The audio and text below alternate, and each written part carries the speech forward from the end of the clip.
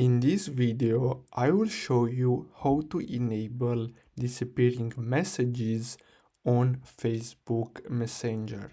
So the first step is to simply open the conversation that you want to enable disappearing messages for, and then simply tap on the username in order to open the settings of that conversation, and then scroll down.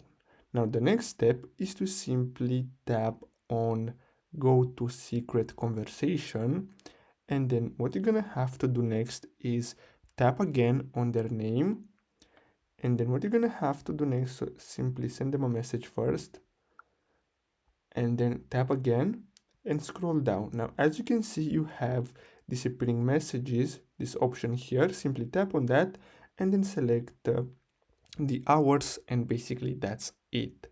So I really hope you found this video helpful. Thanks for watching.